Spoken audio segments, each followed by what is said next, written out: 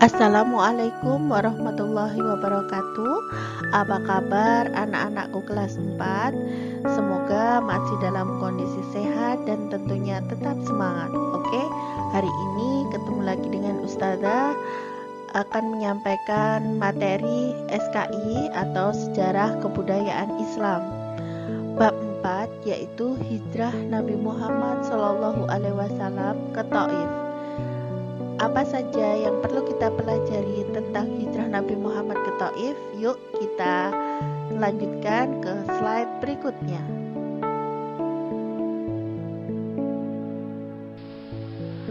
Anak-anakku sudah siap untuk belajar?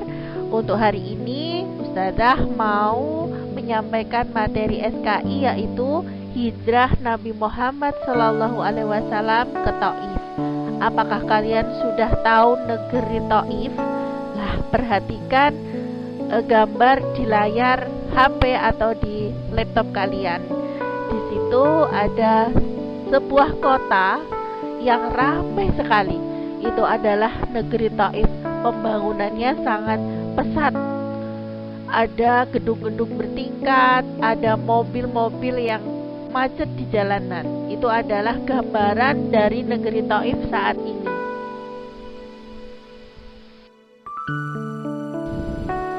Oke anak-anakku, kita lanjut ya.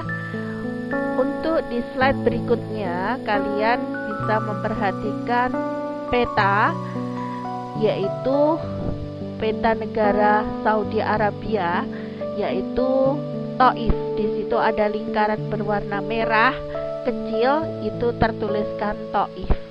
Di manakah posisi Taif dari kota Mekah? Yaitu Taif itu adalah sebuah daerah yang sejuk dan subur dan terletak kira-kira 60 sampai 65 km di sebelah selatan kota Mekah. Hawanya di Taif itu sejuk. Banyak tokoh juga, tokoh di Mekah yang memiliki ruang untuk belajar di Taif ini. Oke, itu adalah gambaran peta dari negeri Taif. Di situ ada Mekah, ada Madinah. Lah, itu adalah gambaran dari Saudi Arabia, dan di Saudi Arabia itu terletak negeri Taif.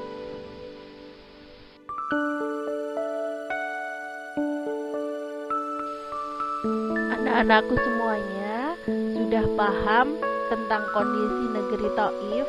Sekarang kita mau belajar penyebab Rasulullah SAW hijrah ke Taif. Kenapa ya Rasulullah itu dari Mekah ke Madinah dan akhirnya hijrah ke Taif? Untuk yang pertama yaitu tekanan kaum Quraisy. Kalian bisa buka buku kalian, bisa sambil dibaca, sambil mendengarkan penjelasan dari Ustazah. Yang pertama, tekanan kaum Quraisy. Tekanan dan kekejaman kaum Quraisy menyebabkan penderitaan terhadap Nabi Muhammad SAW beserta pengikutnya. Nabi Muhammad SAW dan kaum muslimin sangat menderita. Kenapa? Karena adanya pemboikotan kaum kafir Quraisy selama 3 tahun.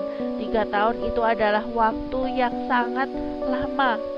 Nah, oleh sebab itu sulit bagi Nabi Muhammad untuk bertahan dan menyiarkan agama Islam di kota Mekah. Sulit sekali karena telah diboikot oleh kaum kafir Quraisy. Yang kedua, penyebab yang kedua yaitu wafatnya Abu Thalib. Abu Thalib wafat pada bulan Rajab tahun ke-10 dari kenabian dalam usia 87 tahun. Siapakah Abu Thalib itu? Nah, Abu Thalib adalah paman Nabi Muhammad SAW, yaitu salah seorang paman yang mengasuh dan membimbing Rasulullah SAW sejak berusia 8 tahun. Abu Thalib itu selalu menjadi pelindung dan pembela ketika Nabi Muhammad SAW mendapat ancaman dan hinaan dari kaum kafir Quraisy. Jadi Nabi Muhammad itu mendapatkan pembelaan dari pamannya. Ada yang membela ketika Nabi Muhammad itu disakiti, dihina seperti itu. Untuk penyebab yang ketiga yaitu wafatnya Ummul Mukminin Khadijah. Siapakah Khadijah itu? Khadijah adalah salah seorang dari istri Rasulullah SAW. Bagaimana perasaannya Rasulullah ketika ditinggal wafat oleh istrinya? Tentunya bertambah sedih. Pamannya sudah meninggal, terus istrinya meninggal. Jadi peristiwa itu bisa disebut dengan peristiwa Amul Husni, yaitu tahun kesedihan. Kita bahas untuk penyebab yang ketiga. 2 atau 3 bulan setelah Abu Thalib meninggal dunia, tepatnya pada bulan Ramadan tahun ke-10 dari kenabian dalam usia 65 tahun, Khadijah istri Rasulullah yang selalu mendampingi Rasulullah dalam keadaan beliau suka maupun duka telah dipanggil oleh Allah, yaitu meninggal dunia. Itu adalah salah satu istri yang menjadi pendorong kekuatan dalam dakwahnya Rasulullah SAW. Beliau ini memperjuangkan agama Allah terhadap hambanya yang harus diterima dengan sabar, tabah, dan tawakal. Itu adalah untuk penyebab yang ketiga.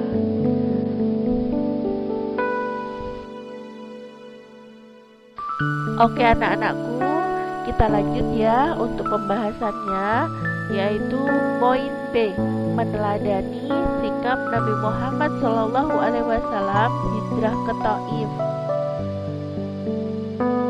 Rasulullah SAW sebelum meninggalkan Thaif ada berbagai perencanaan ketika nanti berdakwah di luar kota Mekah. Untuk yang pertama, apa ya kira-kira tujuannya? Untuk yang pertama, memperluas ajaran Islam ke luar kota Mekah. Yang kedua, karena sudah ditinggalkan oleh orang-orang tercintanya, pamannya Abu Thalib dan istrinya Khadijah, beliau mau menghilangkan kesedihan setelah ditinggal wafat oleh kedua orang yang dicintainya. Yang ketiga, untuk tujuannya yaitu menemukan tempat yang lebih aman untuk dijadikan pusat dakwah Islam. Oke, selanjutnya kita lanjut ke meneladani sikap Nabi Muhammad. Yang pertama, ketabahan Nabi Muhammad SAW. Bersama siapakah Rasulullah SAW hijrah ke Thaif?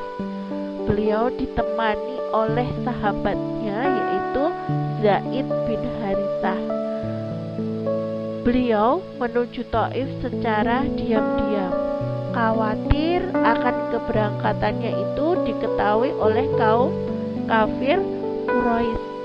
Nah, kalau ketemu dengan kaum kafir Quraisy akan dihalanginya. Nah, tiba di Thaif, Rasulullah SAW langsung menemui para pemimpin dari Bani Saqif, yaitu siapa saja? Yaitu Abdul Yalil, Hubaib, dan Mas'ud. Kepada mereka beliau menceritakan ajaran agama Islam, mengajak mereka untuk menyembah Allah Subhanahu wa Ta'ala dan meninggalkan penyembahan berhala. Namun mereka menolak dengan hinaan yang sangat menyakitkan. Tapi Rasulullah tidak putus asa. Kemudian beliau berdakwah ke Thaif selama 10 hari. Namun tidak ada satu orang pun penduduk Thaif yang menerima dakwahnya.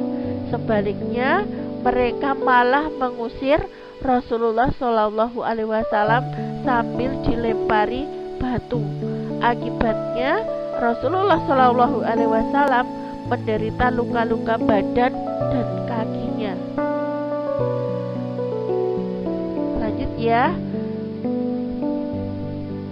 Setelah penduduk Taif tidak lagi mengejar Rasulullah, ditemani oleh Zaid bin Harisah, beristirahatlah di tempat yang teduh di kebun anggur. Pemilik kebun anggur tersebut memberikan fasilitas untuk beristirahat Rasulullah, dan beristirahatlah itu melihat dan mengetahui ada 2 orang asing sedang beristirahat, itu pemilik anggurnya. Ia menyuruh tukang kebunnya yang seorang Nasrani yang bernama Adas untuk membawakan setangkai anggur kepada Rasulullah. Dan ketika itu Rasulullah menerima anggur tersebut dengan mengucapkan Alhamdulillah, dan sebelum makan beliau membaca Bismillahirrahmanirrahim. Mendengar ucapan tersebut, Adas merasa heran. Kenapa ya penduduk Taif kok belum ada yang mengucapkan kata-kata seperti itu? Lalu Adas berkata, Tuan bukan penduduk Taif. Kata-kata Tuan tadi tidak pernah diucapkan oleh penduduk sini. Rasulullah Shallallahu Alaihi Wasallam yakin Adas pun bukan penduduk asli.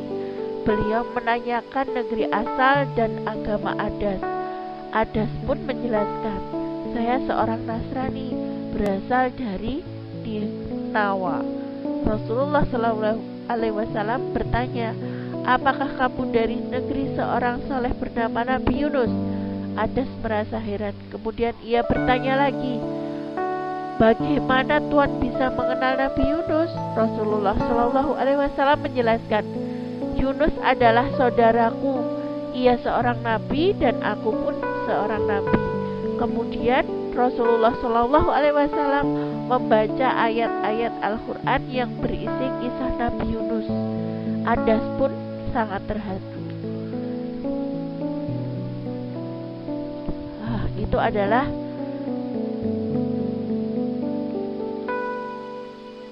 meneladani ketabahan Nabi Muhammad SAW. Akhirnya Adas tanpa ragu-ragu berlutut di hadapan Rasulullah SAW dan mengakui kenabiannya. Untuk meneladani sikap Nabi Muhammad SAW yang kedua, yaitu doa Nabi Muhammad SAW bagi penduduk Taif. Pada waktu Rasulullah SAW dan Zaid bin Harisah keluar dari persembunyian itu, setelah dirasakan aman dari kejaran orang-orang Taif, beliau pulang menuju Makkah dengan hati yang sangat sedih.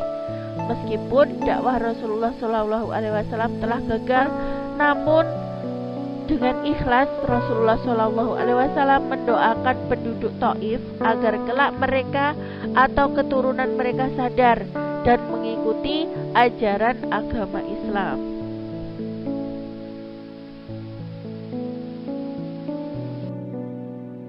Anak-anakku, itulah materi tentang hijrah Nabi Muhammad SAW ke Taif. Beliau sudah mengajarkan kepada kita tidak boleh putus asa, harus tetap semangat. Dan Rasulullah pun ketika hijrah di Taif belum berhasil.